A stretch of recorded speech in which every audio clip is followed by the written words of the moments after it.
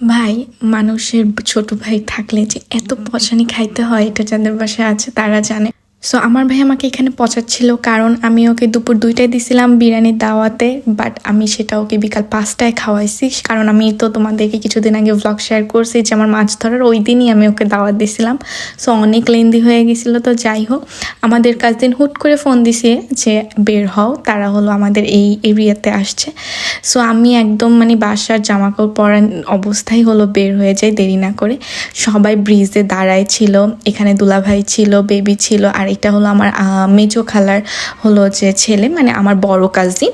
আর এখানে জিনিয়া পোসে এখানে সবাই কাজিন, জাস্ট দুলাভাই অ্যান্ড হলো যে বেবি বাদে। সো এই তো রিফাত ভাই এখানেও আমাকে পচাচ্ছিল। এক কথায় বাসা যেহেতু ছোট তো একটু পচানি তো খেতেই হবে। আর এই যে ব্রিজের পাশে এই যে নদী অনেক সুন্দর। সো আমরা প্ল্যান কিছুই ছিল না, হুটহাট প্ল্যান।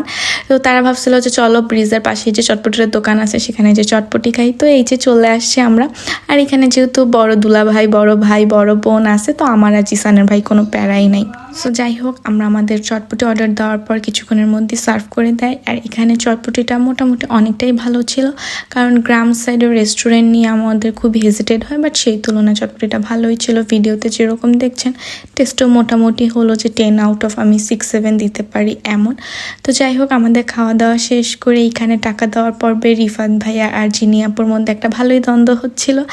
আমাদের কি ভাই, আমরা তো খাইতে আসছি পুরো ফ্রিতে, নো টেনশন। বড় আপু, বড় ভাই আছে, বড় দুলা ভাই আছে, কোনো টেনশন আছে? আমি আর জিসান খুব মজা নিচ্ছিলাম। সো ভাইয়া আপু টাকা দেওয়ার পরে রিফাত ভাইয়া হলো যে ভ্লগে বলতেছিল অবশ্যই চটপটি খেতে আসবেন, এরকম কিছু একটা অনেক দুষ্টামি করতেছিল। এক কথায় আমাদের সব কাজিনরা এত মজার যে কখনো যদি পসিবল হয়, আমার জীবনে খুব ইচ্ছা যে আমার সব কাজিন মিলে একটা ভ্লগ করার, যেটা আদৌ হবে কি না আই ডোন্ট নো।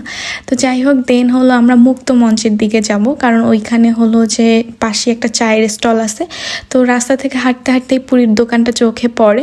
তো সেখানে ভাইয়া বলে যে চা খাবো, তো পুরি কিনে নিয়ে যাই, চা দিয়ে পুরি দিয়ে খাবো। সো এখানে হলো যে চয়েস করতেছিল কোনটাকে খাবে, বাট আমি ফুল একদম পেট ভরা ছিল, কারণ আমি খেয়েই বের হয়েছি বিকাল 5টার সময়। তো আমি বলতেছিলাম আপনারা ভাইয়া খান, আমি খাবো না। তো হলো যে এই যে আমরা মুক্ত মঞ্চে চলে আসছি, আর যেহেতু রাত সেহেতু শ্যুট ভালোভাবে নিতে পারিনি। তো এই যে ভাইয়া হলো যে পুরীর রিভিউ দিচ্ছিল অ্যান্ড অনেক পচাচ্ছিল। এক কথায় আমি ভ্লগিং করছি তাই নিয়ে পচাচ্ছিল যে ভ্লগার যদি আমার জায়গায় তুমি হইতা আর পুরীটা নিতা তাইলে কি হলো বলতা, এমন কিছু। আর জিনিয়াপু মজা নিচ্ছিল। তো যাই হোক, ভাইয়া দুষ্টামি করতেছিল আর বেবি এখানে অনেক খেলাধুলা করতেছিল, ও পুরো একটা মাঠ পেয়ে খুব খুশি। তো এই তো ছিল আমাদের হলো যে দুষ্টু মিষ্টি ভাই বোনদের আড্ডা। আর এই যে জিসান, ওরা খুব আমাকে দেখায় দেখায় চা খাচ্ছিল।